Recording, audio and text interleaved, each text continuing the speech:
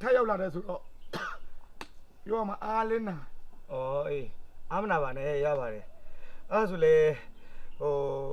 ငါအိမ်မှာပဲနေလိုက်မယ်လေမင်းတို့အလုပ်လုပ်လိုက်။ငါအဲ့ဒါကိုပြောမှာအားနာလို့စကားကြည့်တဲ့ပဲပြောမယ်